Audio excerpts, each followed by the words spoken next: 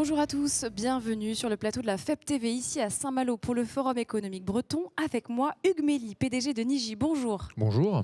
Alors, Niji, pour ceux qui ne connaissent pas, c'est une société de services spécialisée dans le numérique. Vous accompagnez des entreprises de toute taille dans leur transformation numérique. C'est la 4e année que vous venez au FEP. Vous êtes partenaire. Pourquoi cette fidélité ? Parce que nous agissons toujours par fidélité. Chez Niji, c'est toujours dans la durée. On voit toujours le bénéfice des choses en dérivé. Donc on s'est engagé à l'origine pour la première édition, qui, si on s'en souvient bien, s'était organisée dans un contexte un peu compliqué. C'était l'année 2020, donc l'année du Covid. Elle devait avoir lieu en avril, puis en juillet, et finalement elle s'est déroulée en septembre. Ça a été un premier beau succès parce que les gens avaient besoin de se retrouver. Ils avaient plaisir à être ici à Saint-Malo pour se voir ensemble. Et les éditions se sont enchaînées année après année, toujours de plus grands succès. Donc il n'y a pas de raison qu'on n'en soit pas durablement associé. Et c'est un beau carrefour entre le monde politique, le monde public, le monde associatif, qui a un rôle important à jouer, notamment sur toutes les thématiques dont on parle là pendant ces 2 journées, et le monde économique, bien sûr. C'est un forum, un vrai forum. Vous étiez occupé aujourd'hui 2 tables rondes, si je ne me trompe pas. Qu'est-ce que vous pouvez dire de ces tables rondes, nous résumer ici? Je crois que c'était toujours lié à la transition énergétique. Transition énergétique, transition environnementale, climatique. Donc, qu'est-ce qu'on peut en dire? D'abord, une prise de conscience, je pense aujourd'hui généralisée, du fait qu'il faut agir, qu'on n'a pas le choix, qu'il faut se faire un peu violence. Le fait que ce sera un progrès collectif, ça rejoint cette idée de forum, et qu'effectivement, la pensée politique et l'action économique doivent se rejoindre autour de cela. Le fait que la Bretagne, par ses caractéristiques qui lui sont propres, est un creuset idéal pour inventer les solutions de demain et les mettre en pratique et faire qu'elles soient adoptées au quotidien par le consommateur, par les individus que nous sommes, qui sommes souvent un peu réfractaires au changement.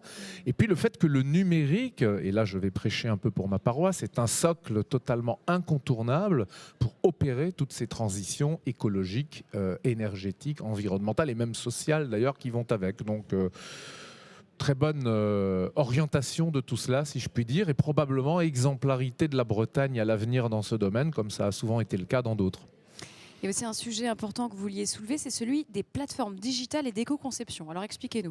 Alors il est dit dans le rapport du GIEC que le numérique, c'est 4% des gaz à effet de serre, c'est-à-dire à peu près la même chose que les avions dont on parle beaucoup. Alors certes, beaucoup de ces 4% de gaz à effet de serre viennent du matériel et donc de la longévité du matériel. C'est-à-dire plus on veut changer son iPhone, son écran, son PC, que sais-je, plus on ne va pas dans le bon sens. Mais une partie quand même est très liée au logiciel qu'on exécute sur ces matériels. Et nous, Niji, on est vraiment dans ces métiers de conseil, de design et de réalisation logicielle. Donc si au moment du conseil, au moment où on accompagne les clients à inventer les services et les fonctionnalités de demain, on peut veiller à ce que ces services soient le plus simples possible, qu'ils soient imaginés dans une logique de frugalité, dans une logique d'éco-responsabilité. Si au moment où on travaille sur le design, c'est-à-dire l'interaction entre les utilisateurs et ces dispositifs numériques qui sont de plus en plus interactifs, on peut veiller à ce que cette interaction soit la plus simple, la plus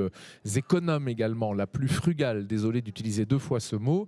Et si ensuite, au moment de programmer, au moment d'implémenter le logiciel qui va donner vie à quelque part à ces idées, à ces interactions, on peut faire des choix d'implémentation, des choix programmatiques qui soient eux aussi de nature à moins consommer et notamment à moins faire consommer d'énergie aux calculateurs, aux ordinateurs sur lesquels on va exécuter ce logiciel, alors de bout en bout, on a été éco-responsable. Et si j'irais même un cran plus loin, on peut veiller à ce que tout cela soit opéré dans des data centers qui soient eux-mêmes éco-responsables, c'est-à-dire par exemple sur des ordinateurs à bain d'huile qui font que le data center n'a pas besoin d'être climatisé et les climatiseurs dans les data centers, c'est très consommateur d'électricité, alors on a gagné de bout en bout. Voilà.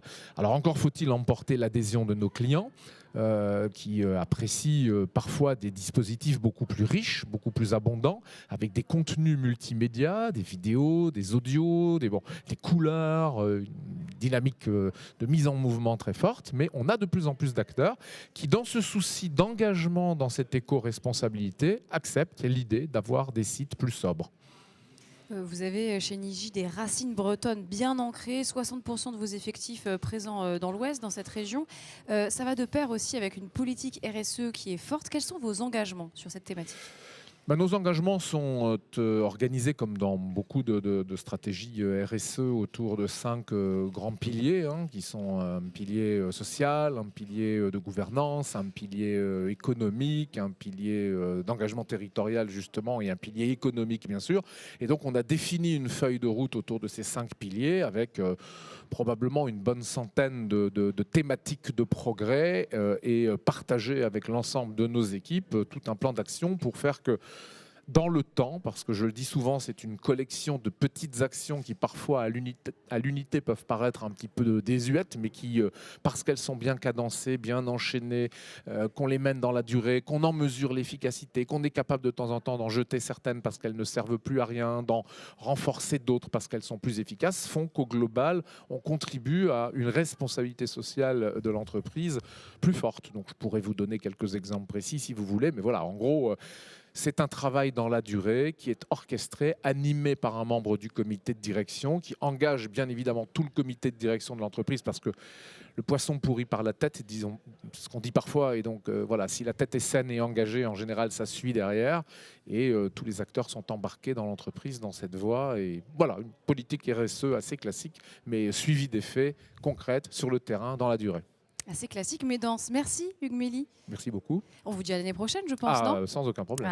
Je rappelle que vous êtes PDG de Niji. On se retrouve tout de suite pour une nouvelle FEB TV.